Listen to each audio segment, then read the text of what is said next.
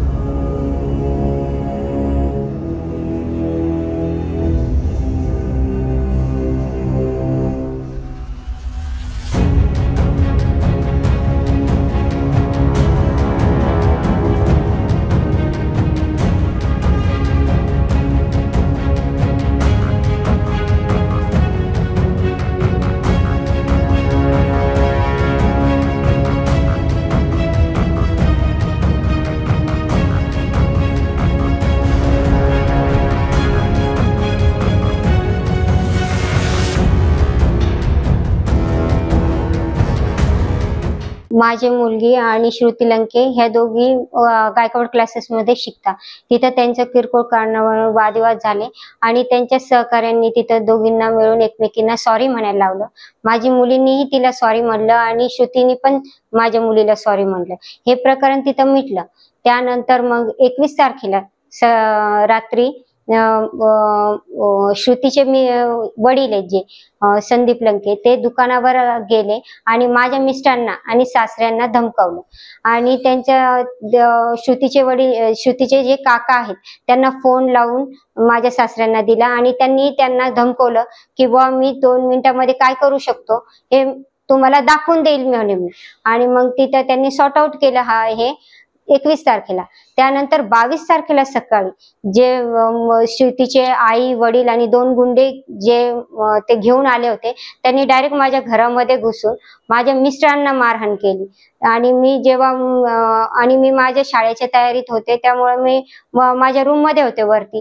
त्यांचा आवाज ऐकून मी माझ्या मिस्टरांकडे धावत गेले। तेव्हा पाहिलं तर हे सगळे जण मिळून श्रुतीचे आई वडील आणि ते 2 गुंड हे सगळे मिळून माझ्या मिस्टरांना मारत होते। त्यांनी खूप अमानुषपणे आम्हाला मारहाण केली। माझं मंगळसूत्र हिसकावून घेतलं, माझं साडी काढून मला नग्न करून मारलं। इतके अमानुष मारहाण केलेली आहे की आम्हाला यातून सावरणंही मुश्किल होतंय। आणि आम्हाला आता भीती झालीये की आम्ही कसं वावरणार, बाहेर कसं निघणार। आणि ते वारंवार माझ्या मुलीची विचारणा करतात की तुझी मुलगी कुठे आहे, तुझ्या मुलीला आम्हाला मारायचंय, तुझ्या मुलीला समोर आण, तुझ्या मुलीने माझ्या मुलीला सॉरी का म्हणायला लावलं। हे त्यांना एक प्रकारचं त्यांना अपमानजनक झाल्यामुळे त्यांनी हे सगळं कृत्य घडवून आणलं।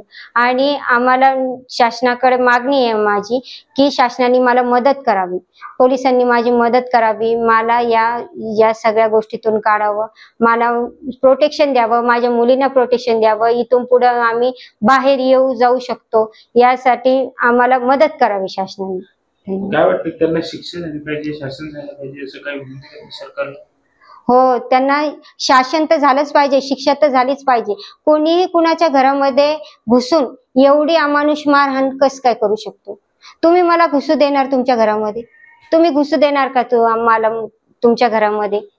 कोणी कोणाला असं अचानक जाऊन मारहाण नाही करू शकत। तुम्ही जर हे प्रकार घडला होता तर तुम्ही याच्या सोक्षमोक्ष करायला पाहिजे होता, मुलींची विचारपूस करायला पाहिजे होती, क्लासेसमध्ये जाऊन विचारपूस करायला पाहिजे होती, तिथं तिच्या मैत्रिणी आहे, काय घडलं काय नाही याचा तुम्ही सोक्षमोक्ष न करता तुम्ही डायरेक्ट पॅरेंटला जाऊन मारताय। हे तर पूर्णपणे चुकीचं आहे ना। महाराष्ट्रातील सर्व बातम्यांचे विश्वासार्ह व्यासपीठ सकाळच्या सर्व सोशल मीडिया प्लॅटफॉर्मला लाईक, फॉलो आणि सबस्क्राईब करा। तसंच सर्व नोटिफिकेशनसाठी बेल आयकॉन प्रेस करायला विसरू नका।